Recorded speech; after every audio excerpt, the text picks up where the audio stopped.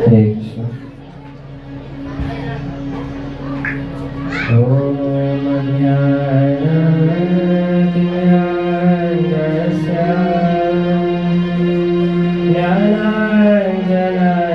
ज्ञानाञ्जनशलाकया चक्षुरुन्मीलितं येन तस्मै श्री गुरवे नमः। विष्णुपदाय कृष्णवृषाय भूतले श्रीमते भक्तिवेदान्त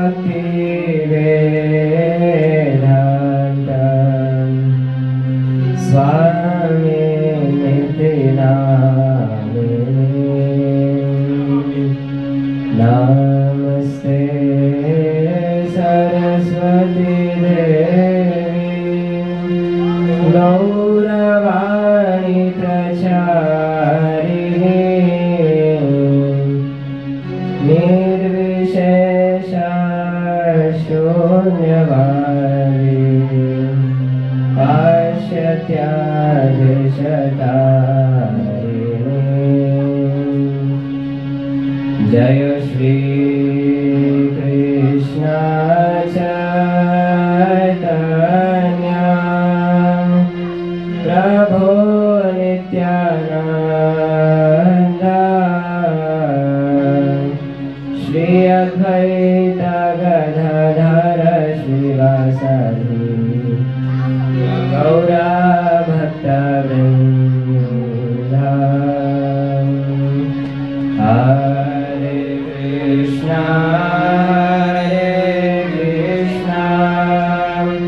कृष्णा कृष्णा हरे हरे हरे राम राम राम हरे हरे। हरे कृष्ण। ಎಲ್ಲ ಗುರು ಹಿರಿಯರನ್ನು ಬೇಡಿಕೊಳ್ತಾ ಕಾರ್ಯಕ್ರಮವನ್ನು ಪ್ರಾರಂಭ ಮಾಡೋಣ. ಮೊದಲನೇದಾಗಿ ಈ ದಿನ ಇಸ್ಕಾನ್ ನಾಗರಬಾವಿ ಶ್ರೀಕೃಷ್ಣ ಮಂದಿರ ತುಂಬ ವಿಜೃಂಭಣೆಯಿಂದ ಅದ್ಧೂರಿಯಾಗಿ ದೇವಾಲಯವನ್ನು ಅಲಂಕಾರ ಮಾಡಿದ್ದಾರೆ. ಅದೇ ರೀತಿ ನಾವು ಕೂಡ ಅಲಂಕಾರ ಮಾಡ್ಕೊಂಡಿದ್ದೀವಿ. ಯಾರಿಗಾಗಿ? ಕೃಷ್ಣನಿಗಾಗಿ. ಯಾರಿಗಾಗಿ? ಸೌಂಡೇ ಬರ್ತಿಲ್ಲ. ಕೃಷ್ಣನಿಗಾಗಿ. ಕೃಷ್ಣ ಈ ಭೂಮಿಗೆ ಹೇಗೆ ಬಂದ ಅಂತ ಗೊತ್ತಾ? ಇದನ್ನ ವೇದವ್ಯಾಸರು ರಚನೆ ಮಾಡಿರೋ ಮಹಾಭಾರತವನ್ನ ಕುಮಾರವ್ಯಾಸರು ನಮಗೆ ಅರ್ಥ ಆಗಲಿ ಅಂತಾನೆ ಕುಮಾರವ್ಯಾಸ ಭಾರತವನ್ನು ರಚನೆ ಮಾಡ್ತಾರೆ. ಅದರಲ್ಲಿ ಕುಮಾರವ್ಯಾಸ ಭಾರತರು ಕೃಷ್ಣ ಹೇಗೆ ಬಂದ ಅಂತ ಹೇಳಿದ್ದಾರೆ. ಕುಮಾರವ್ಯಾಸರು ಅದರಲ್ಲಿ ಅಂದರೆ ಕುಮಾರವ್ಯಾಸ ಭಾರತದಲ್ಲಿ ಹೇಳಿದ್ದಾರೆ ಕೃಷ್ಣ ಹೇಗೆ ಬಂದ ಅಂತ. ವೇದ ಪುರುಷನ ಸುತನ ಸುತನ ಸಹೋದರನ ಮೊಮ್ಮಗನ ಮಗನ ತಡೋದರಿಯ ಮಾತುಳನ ಮಾವನ ಅತುಲ ಭುಜ ಬಲಕಾದಿಗಳಿದನ ಹಣ್ಣನ ಅವ್ಯಯನಾದಿನಿಯ ಜಠರದಲ್ಲಿ ಜನಿಸಿದ ಅನಾದಿಮೂರ್ತಿ ಸಲವೋ ಗದುಗಿನ ವೀರ ನಾರಾಯಣ. ವೇದ ಪುರುಷನ ಶ್ರೀಮನ್ನಾರಾಯಣ ಶ್ರೀಮನ್ನಾರಾಯಣ ಸುತನ ಬ್ರಹ್ಮದೇವನ ಸುತನ ನಾರದನ ಸಹೋದರನ ಮರೀಚಿಯ ಮೊಮ್ಮಗನ ಇಂದ್ರದೇವನ ಮಗನ ಅರ್ಜುನನ ತಳೋದರಿಯ ಸುಭದ್ರೆಯ ಮಾತುಲನ ಕಂಸನ ಮಾವನ ಜರಾಸಂದನ ತುಲಭುಜ ಬಲಕಾದಿಗಳಿದನ ಭೀಮದೇವ ಅಣ್ಣನ ಧರ್ಮರಾಯನ ಅವ್ಯಯ ಕುಂತಿಯ ನಾದಿನಿಯ ದೇವಕಿಯ ಜಠರದಲ್ಲಿ ಜನಿಸಿದ ಅನಾದಿಮೂರ್ತಿ ಸಲವೋ ಗದುಗಿನ ವೀರ ನಾರಾಯಣ ನಾರಾಯಣ ನಾರಾಯಣ ನಾರಾಯಣ. ಶ್ರೀಕೃಷ್ಣ ಪಾದಾರವಿಂದಕ್ಕೆ ಗೋವಿಂದ.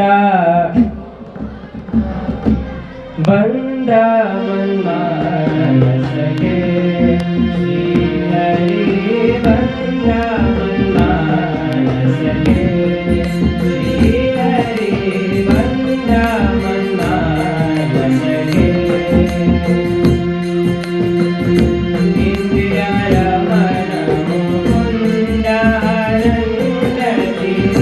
ಇಂದಿರಾ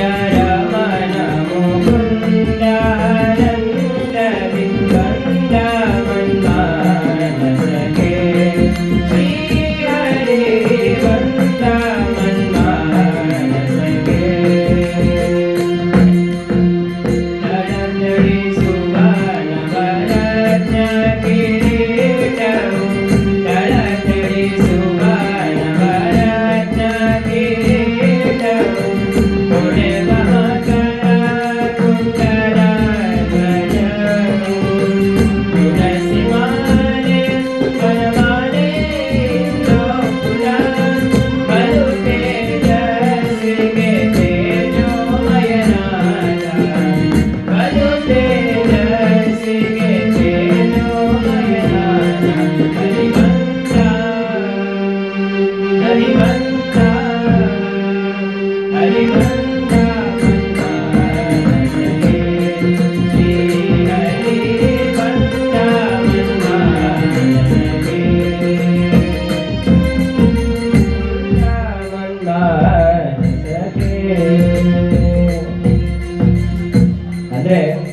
ಕೃಷ್ಣ ಈ ಭೂಮಿಗೆ ಬರ್ಬೇಕಾದ್ರೆ ಶಂಖ ಚಕ್ರ ಗದಾ ಪದ್ಮ ಕಿರೀಟ ಮಕರ ಕುಂಡಲ ಕೌಸ್ತುಭ ಧರಿಸ್ಕೊಂಡು ಕೃಷ್ಣ ಅವತಾರ ಮಾಡ್ತಾನೆ. ಅದೇ ರೀತಿ ನಾವು ಇಲ್ಲಿ ಜನ್ಮನ ತಗೊಂಡಿದೀವಿ, ಅದರಲ್ಲೂ ಮನುಷ್ಯರಾಗಿ ಜನ್ಮ ತಗೊಂಡಿದೀವಿ.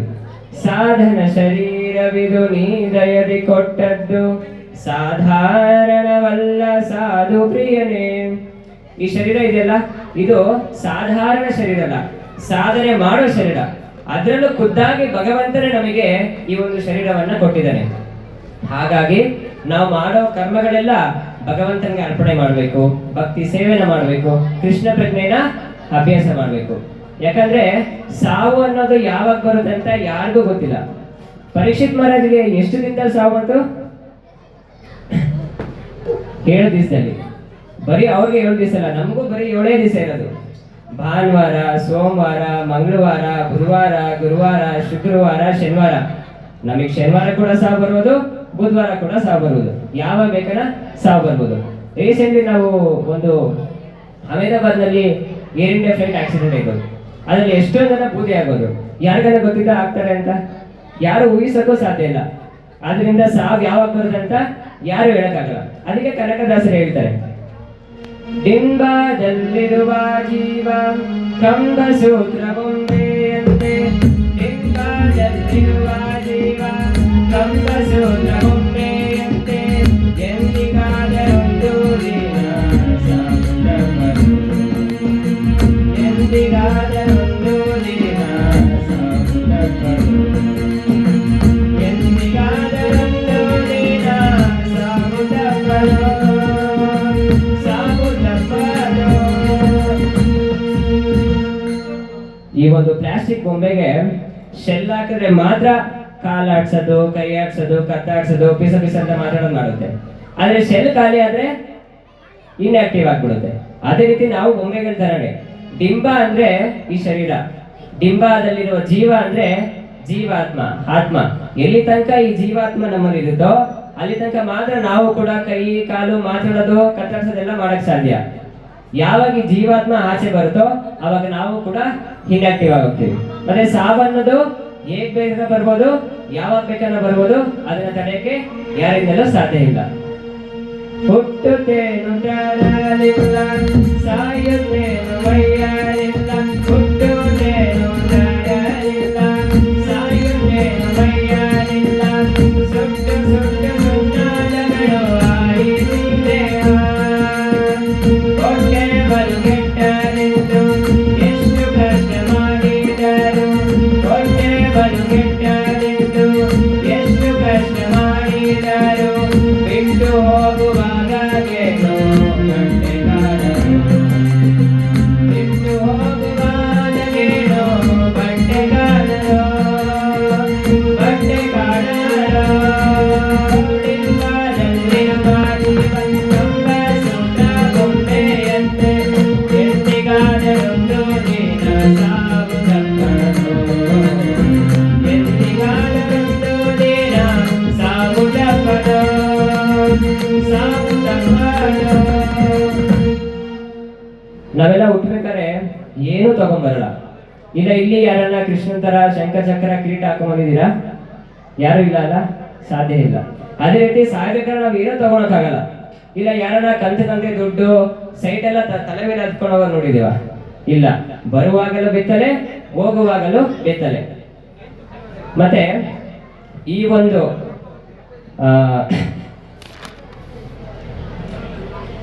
ಹೊಟ್ಟೆ ತುಂಬಿಸ್ಕೊಳ್ಳೋಕೋಸ್ಕರ ನಾವು ಜೀವನದಲ್ಲಿ ಎಷ್ಟು ಕಷ್ಟಪಡ್ತೀವಿ ಅಂದ್ರೆ ಅಷ್ಟೊಂದು ಕಷ್ಟಪಡ್ತೀವಿ. ಆದ್ರೆ ಬಿಟ್ಟು ಹೋಗ್ಬೇಕಾದ್ರೆ ನಾವ್ ಏನು ಕೂಡ ತಗೊಂಡೋಗಲ್ಲ, ಒಂದು ಬಟ್ಟೆ ಕೂಡ ತಗೊಂಡೋಗಲ್ಲ. ಬೆಳ್ಳಿ ಬಂಗಾರಿಟ್ಟುಕೊಂಡು ಒಳ್ಳೆ ವಸ್ತ್ರ ಹೊತ್ತುಕೊಂಡು, ಬೆಳ್ಳಿ ಬಂಗಾರಿಟ್ಟುಕೊಂಡು ಒಳ್ಳೆ ವಸ್ತ್ರ ಹೊತ್ತುಕೊಂಡು, ಚಳ್ಳ ಪಿಳ್ಳ ಗೊಂಬೆಯಂತೆ ಆಡಿ ಹೋದೆನೆ, ಹಳ್ಳ ಹರಿದು ಹೋಗುವಾಗ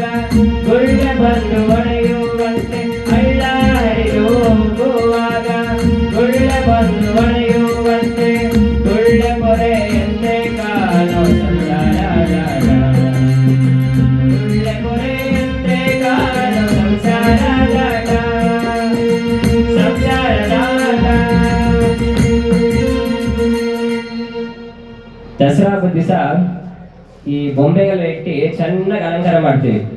ದಸರಾ ಹಬ್ಬ ಬಂದಾಗ ಮಾತ್ರ ಅದನ್ನ ತೆಗಿತೀವಿ, ಅದಾದ್ಮೇಲೆ ಅಟ್ಟದ ಮೇಲೆ ಇಟ್ಬಿಡ್ತೀವಿ. ನಾವು ಬೊಂಬೆಗಳ ಥರನೇ ಚೆನ್ನಾಗಿ ಬೆಳ್ಳಿ ಬಂಗಾರ ಹಾಕೊಂಡು ಒಳ್ಳೆ ವಸ್ತ್ರ ಹಾಕೊಂಡು ಚೆನ್ನಾಗಿ ಮೆರಿತೀವಿ. ಆದ್ರೆ ಸಾವನ್ನದೇ ಮರ್ತೋಗ್ಬಿಡ್ತೀವಿ. ಮತ್ತೆ ಜೀವನ ಎಷ್ಟು ಕ್ಷಣಿಕ ಅಂದ್ರೆ ಹಳ್ಳ ಹರಿದು ಹೋಗುವಾಗ ಗುಳ್ಳೆ ಬಂದು ಹೊಡೆಯುವಂತೆ. ಈ ಹಳ್ಳದಲ್ಲಿ ನೀರು ಇರ್ಬೇಕಾದ್ರೆ ಗುಳ್ಳೆಗಳು ಹುಡ್ತಾ ಇರುತ್ತೆ, ಪಟ್ ಪಟ್ ಅಂತ ಹೊಡಿತಾ ಇರುತ್ತೆ. ಗುಳ್ಳೆ ಹೊಡೆಯಕ್ ಆಗೋದಿಲ್ಲ ಅಂತ ಹೇಳಕ್ಕಾಗತ್ತಾ? ಒಂದಲ್ಲ ಒಂದ್ ದಿವಸ ಹೊಡಿಲೇಬೇಕು. ಅದೇ ರೀತಿ ನಮ್ಮ ಸಂಸಾರ ಜೀವನ ಕೂಡ ಒಂದಲ್ಲ ಒಂದ್ ದಿವಸ ಢಮ್ ಅಂದ್ಬಿಡುತ್ತೆ. ವಾರ್ತೆ ಕೀರ್ತಿ ಎಂಬೋ ಎರಡು ಸತ್ತ ಮೇಲೆ ಬಂದವಯ್ಯ, ವಾರ್ತೆ ಕೀರ್ತಿ ಎಂಬೋ ಎರಡು ಸತ್ತ ಮೇಲೆ ಬಂದವಯ್ಯ, ವಸ್ತು ಪ್ರಾಣನಾಯಕನು yange ದೊರಕುವನೋ, ಕದ್ದು ಕಾರಿ ನಡೆಯಾದಿ ಕೇಶವನ ಶರಣಾಗಮನ, ಕದ್ದು ಕಾರಿ ನಡೆಯಾದಿ ಕೇಶವನ ಶರಣಾಗಮನ, ನಿತ್ಯದಲ್ಲಿ ಬಡಿಸಿ ಸುರಿಯಾಗಿ ಬಾಳೆನು, ನಿತ್ಯದಲ್ಲಿ ಬಡಿಸಿ ಸುರಿಯಾಗಿ ಬಾಳೆನು, ಲಿಂಗದಲ್ಲಿರುವ ಜೀವ ಗಂಗ ಸೂತ್ರ ಬೊಂಬೆಯಂತೆ ಎಂದಿಗಾದರೊಂದು ದಿನ ಸಾವು ತನ್ನದು, ಎಂದಿಗಾದರೊಂದು ದಿನ ಸಾವು ತಪ್ಪದು, ಸಾವು ತಪ್ಪದು, ಸಾವು ತಪ್ಪದು, ಸಾವು ತಪ್ಪದು. ನಾವೆಲ್ಲ ಜೀವನದಲ್ಲಿ ಸುಖವಾಗಿ ಸಂತೋಷದಿಂದ ನೆಮ್ಮದಿಗಿರ್ಬೇಕಂದ್ರೆ ಯಾರ ಪಾದನ ಹಿಡಿಯೋ ಅವಶ್ಯಕತೆ ಇಲ್ಲ. ಭಗವಂತನ ಕೃಷ್ಣನ ಪಾದಾರವಿಂದ ಹಿಡಿದ್ರೆ ಸಾಕಂತೆ. ಯಾಕಂದ್ರೆ ಅನಂತ ಜನ್ಮಗಳಿಂದ ನಮ್ಮನ್ನ ರಕ್ಷಣೆ ಮಾಡ್ತಿರೋದು ಭಗವಂತ. ಹಾಗಾಗಿ ಅವನ ಚರಣ ಕಮಲಗಳಿಗೆ ನಾವೇನ್ ಮಾಡ್ಬೇಕು? ಆಶ್ರಯಿಸ್ಬೇಕು. ಚೈತನ್ಯ ಶಿಷ್ಟಾಷ್ಟಕದಲ್ಲಿ ಚೈತನ್ಯ ಮಹಾಪ್ರಭು ಹೇಳ್ತಾರೆ, ಹೈನಂದ ತನುಜಾ ಕಿಂಕರಂ ಪತಿತಾಮಾಂ ವಿಷಮೇ ಭವಾಂಬುದೋ, ಕೃಪಯಾ ತವ ಪಾದ ಪಂಕಜ ಸಿತಧೂಲಿ ಸದೃಶಂ ವಿಚಿಂತಯ.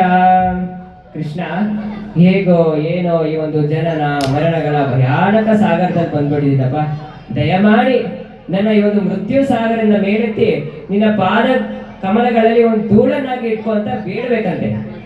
ಈ ರೀತಿ ನಾವು ಬೇಡೋ ಭಾವ ನಮ್ಮಲ್ಲಿ ಬರ್ಬೇಕಂದ್ರೆ ಚೈತನ್ಯ ಮಹಾಪ್ರಭುಗಳಿಗೆ ಕೊಟ್ಟಿರೋ ಒಂದು ಮಹಾಮಂತ್ರವನ್ನು ನಾವು ನಿತ್ಯ ಪಠಿಸ್ಬೇಕು. ಯಾವ ಮಹಾಮಂತ್ರ ಅದು? ಹರೇ ಕೃಷ್ಣ ಕೃಷ್ಣ.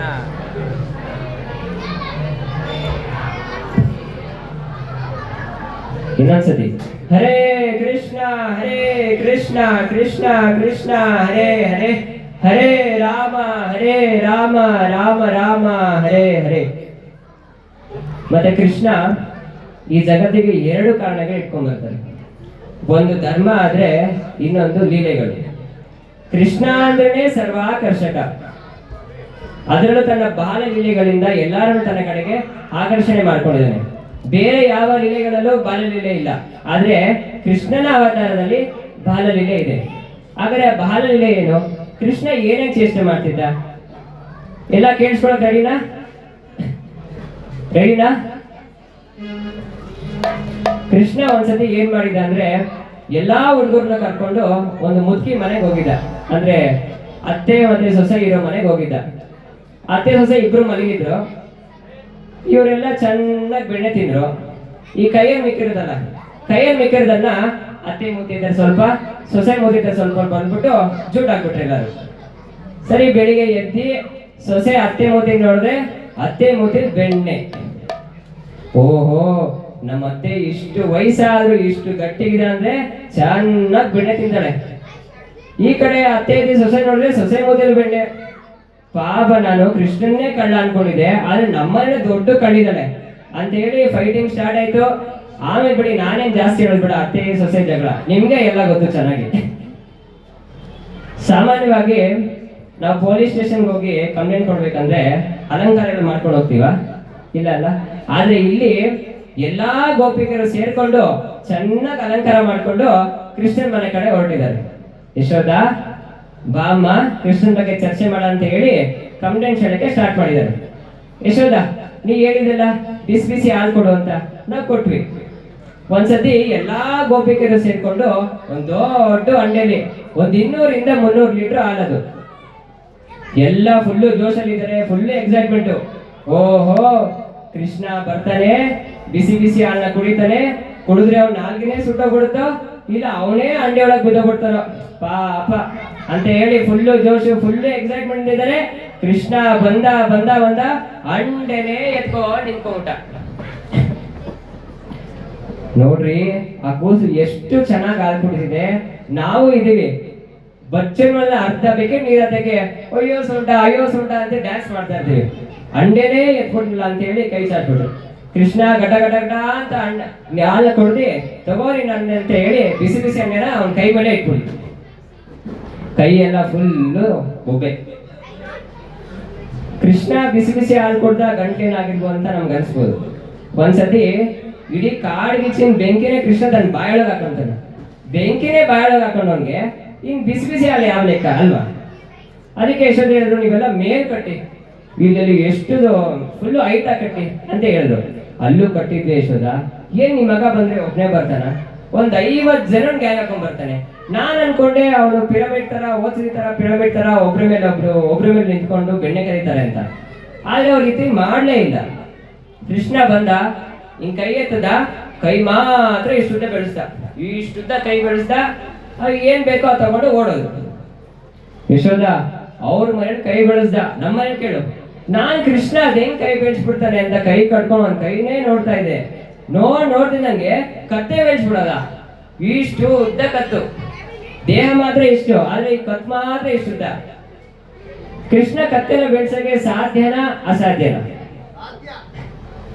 ನಿಮ್ಗೆಲ್ಲ ಜಿರಾಫೆ ಗೊತ್ತಲ್ಲ, ಆ ಜಿರಾಫೆಗೆ ಇಷ್ಟು ಉದ್ದ ಕತ್ತಿದೆ ಅಂದ್ಮೇಲೆ ಜಿರಾಫೆನ್ ಸೃಷ್ಟಿ ಮಾಡಿದ ಭಗವಂತನ್ಗೆ ಕತ್ ಬೆಳ್ಸಕ್ಕೇನೋ ಕಾಲ್ ಬೆಳ್ಸಕ್ಕೇನೋ ಎಲ್ಲ ಬೆಳೆಸ್ತಾನೆ ಅಲ್ವಾ?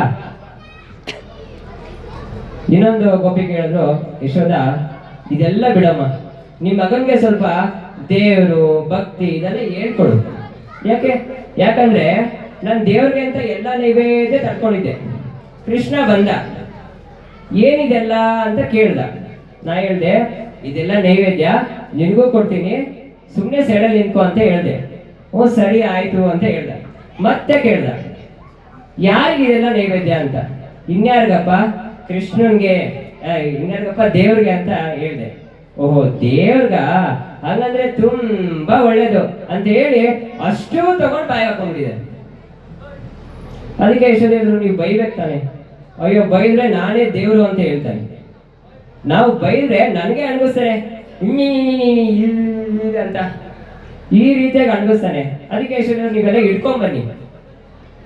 ಯಶೋದ ನಾ ಇಟ್ಕೊಂಡ್ಬರೋಣ ಅಂತಾನೆ ಅನ್ಕೊಂಡೆ. ನಮ್ಮ ಮನೆಗೆ ಬಂದು ಕೃಷ್ಣ ಆರಾಮಾಗಿ ಬೆಣ್ಣೆ ತಿಂತಾ ಇದ್ದ. ನಾವು ಹೋಗ ಅವ್ನ ಕೈ ಇಟ್ಕೊಂಡು, ಕೃಷ್ಣ ಏನೋ ಮಾಡ್ತೇನೆ ಅಂತ ಕೇಳಿದ್ರೆ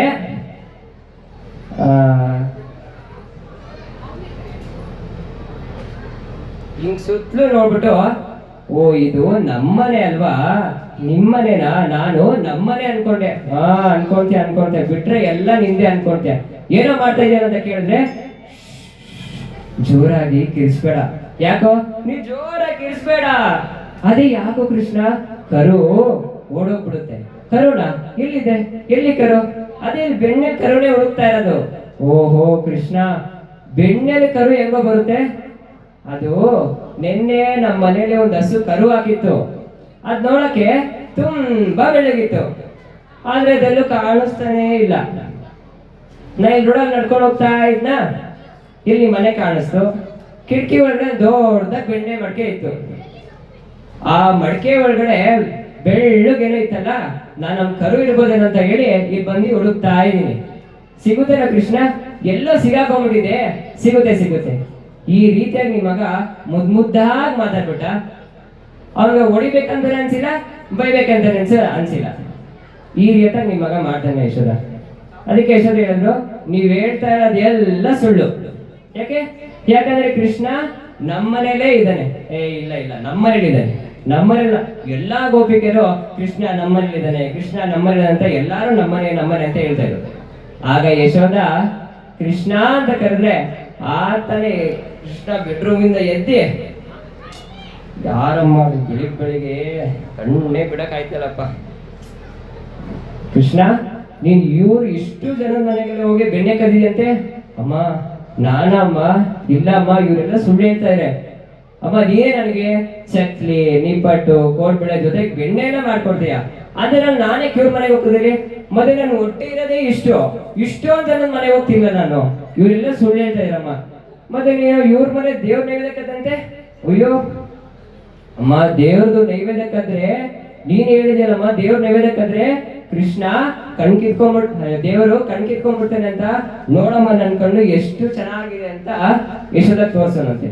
ಈ ರೀತಿಯಾಗಿ ಕೃಷ್ಣ ತನ್ನ ಬಾಲ್ಯಲೀಲೆಗಳನ್ನ ಮಾಡ್ತಿದ್ದ.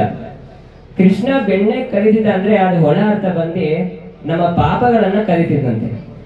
ಮತ್ತೆ ನಿಜವಾದ ಕಳ್ಳ ಕೃಷ್ಣ ಅಲ್ಲ, ನಾವು. ಇದೆಲ್ಲ ಕೃಷ್ಣಂದೇ, ಆದ್ರೆ ನಮ್ದು ನಮ್ದು ನಮ್ದು ಅಂತ ಹೇಳ್ತೀವಿ. ಹಾಗಾದ್ರೆ ನಿಜವಾದ ಇವಾಗ ಕಳ್ಳ ಯಾರು? ನಾವು. ಸೊ ಈ ರೀತಿಯಾಗಿ ಕೃಷ್ಣ ತನ್ನ ಬಾಲ್ಯಗಳನ್ನ ಮಾಡ್ತಿದ್ದ. ಅದೇ ರೀತಿ ಕೃಷ್ಣನ ತೋಳು ಇದೆಯಲ್ಲ, ಇದು ಸಾಮಾನ್ಯ ತೋಳಲ್ಲ. ಈ ತೋಳಿಂದ ಕೃಷ್ಣ ಗೋವರ್ಧನಗಿರಿ ಪರ್ವತ ಮತ್ತೆ ಪೂತನಿ ಸಂಹಾರ, ಎಷ್ಟೋ ರಾಕ್ಷಸನ ಸಂಹಾರ ಮಾಡಿದ್ದಾನೆ. ಅದೇ ರೀತಿ ಪ್ರಹ್ಲಾದನ ಕಾಪಾಡಕ್ಕೋಸ್ಕರ ಹಿರಣ್ಯಕಶಿಪುರನ್ನ ಸೀಳಿದಾನೆ. ಮತ್ತೆ ತನ್ನ ಗೆಳೆಯರನ್ನ ಕೂಸು ಮೊಟ್ಟೆ ಉಗಿಸ್ಕೊಂಡು ಇದೆಲ್ಲ ಕೂಣಿಸ್ಕೊಂಡು ಹೋಗಿರೋ ತೋಳು. ಈ ತೋಳಿನ ಬಗ್ಗೆ ಪುರಂದರದಾಸರು ತುಂಬಾ ಅದ್ಭುತವಾಗಿ ಒಂದು ಹಾಡನ್ನ ಬರೆದಿದ್ದಾರೆ. ತೋಳು ತೋಳು ತೋಳು ರಂಗ ತೋಳನ್ನ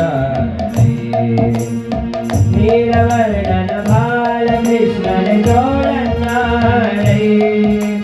ತೋಳು ತೋಳು ತೋಳು ರಂಗ ತೋಳನ್ನ ಸ್ವಾಮಿ ನೀಲವರ್ಣನ ಬಾಲಕೃಷ್ಣನ ತೋಳನ್ನ ಸ್ವಾಮಿ ನೀಲವರ್ಣನ ಬಾಲಕೃಷ್ಣನ ತೋಳನ್ನ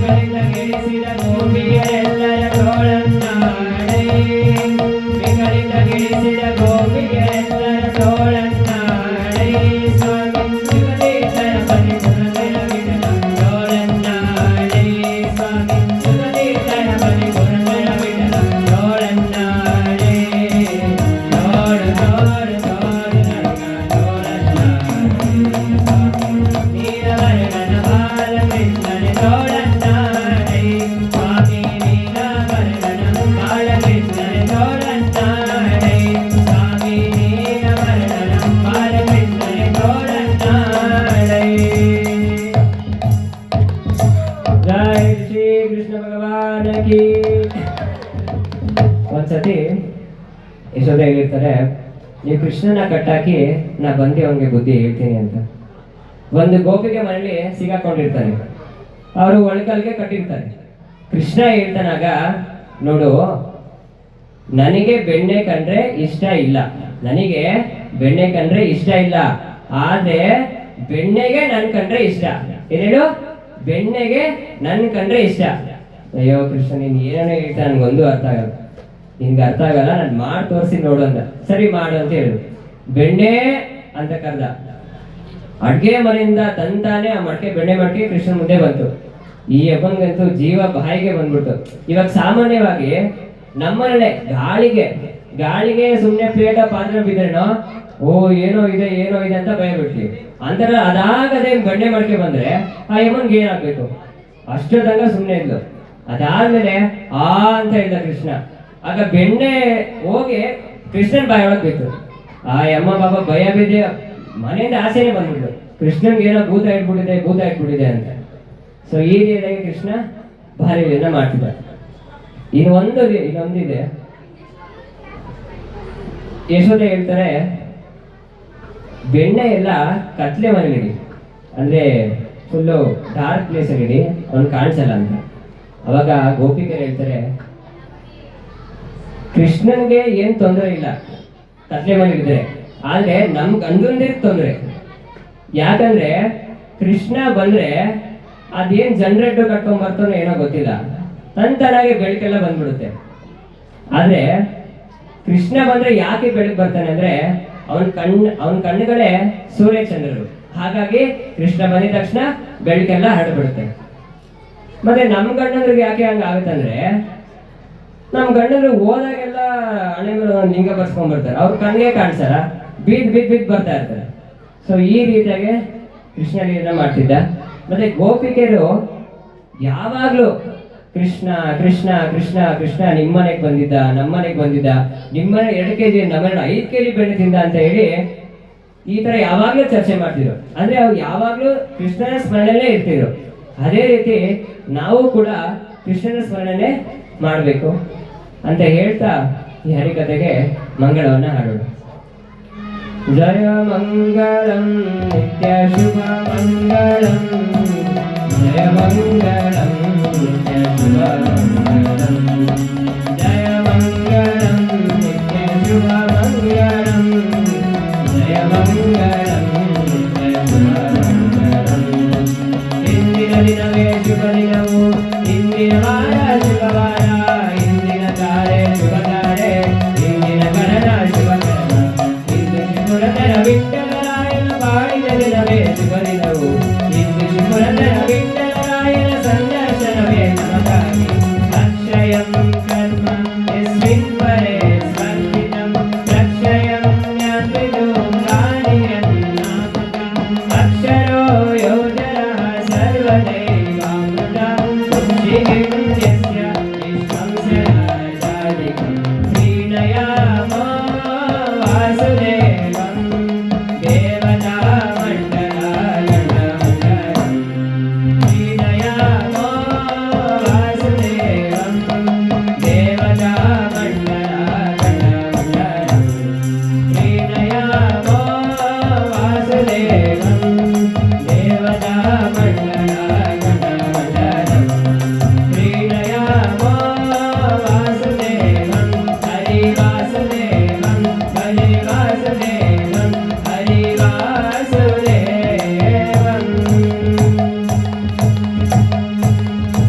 ಜಯ ಜಯ ಇಂದಿರಾ ರಮಣ ಗೋವಿಂದ, ಶ್ರೀ ಕೃಷ್ಣ ಪಾದಾರವಿಂದ ಗದೆ ಗೋವಿಂದ, ಶ್ರೀ ಕೃಷ್ಣ ಪಾದಾರವಿಂದ ಗದೆ ಗೋವಿಂದ, ಶ್ರೀ ಕೃಷ್ಣ ಪಾದಾರವಿಂದ ಗದೆ ಗೋವಿಂದ. ಜಯ ಶ್ರೀ ಕೃಷ್ಣ ಭಗವಾನ್ ಕಿ, ಜಗದ್ಗುರು ಶ್ರೀಲ ಪ್ರಭುಪಾದ ಕಿ. ಹರೇ ಕೃಷ್ಣ, ಸರ್ವಂ ಶ್ರೀ ಕೃಷ್ಣ.